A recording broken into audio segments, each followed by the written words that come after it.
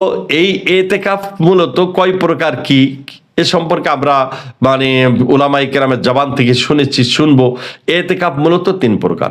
এক নম্বরে এতেকাফ হলো নফল এতেকাফ। দৈনন্দিন আমরা এতেকাফের সব অর্জন করতে পারি। মসজিদে যখনই প্রবেশ করব এতেকাফের নিয়তে প্রবেশ করব।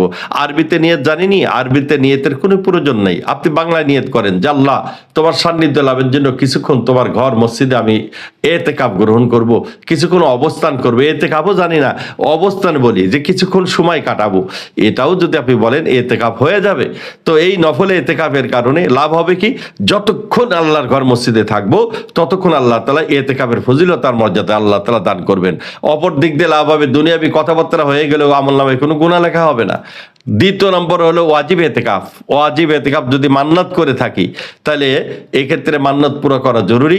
আর ওই মান্নাত 3 দিন 5 দিনের জন্য এতেকাফ করলো, আল্লাহ ছেলে রোগ ভালো হয়ে গেলে তোমার ঘর মসজিদে এতেকাফ করবো, তো ওই 3 দিন বা 5 দিন আপনার জন্য রোজা রাখাও অপরিহার্য। আল্লাহর ঘর মসজিদে এতেকাফ করে আপনি ওই ওয়াজিবটা আদায় করতে পারেন। নাম্বার 3 তৃতীয় এতেকাফ, যেটা আজকে থেকে শুরু হতে যাচ্ছে সূর্য অস্ত যাওয়ার পর থেকে, সেটা হলো এই এতেকাফ সুন্নতে মুআক্কাদা আলাল কিফায়া।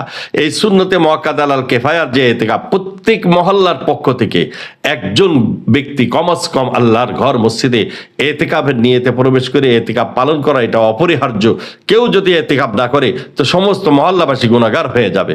এই জন্য আমার সম্মানিত ভাইয়েরা, আমরা এতেকাফের মানে মর্যাদার ফজিলত আল্লাহ তাআলা এত দান করেছেন, এত দান করেছে।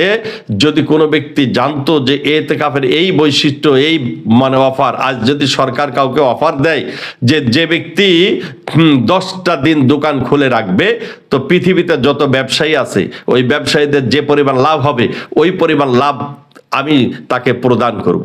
বাংলাদেশ সরকার এমন যদি অফার দেয়, তো এমন কে না আছে যে 10 দিন তার দোকানটা খুলে রাখবে। আল্লাহর ঘর মসজিদে নবীজি সাল্লাল্লাহু আলাইহি সাল্লাম কি অফার দিয়ে গেছেন যে ইজরা লাহু মিনাল হাসানাত কাআমিলিল হাসানাতি কুল্লিহা। এর থেকে বড় অফার আর কি হতে পারে যে এই 10টা দিন যদি এতেকাফ গ্রহণ করে তো পৃথিবীতে যত নেকি আছে, যত নেকির কাজ চলবে ওই সমপরিমাণ নেকি আর সব আল্লাহ তাআলা তার আমলনামায় আল্লাহ রাব্বুল আলামিন লিখে দেবেন।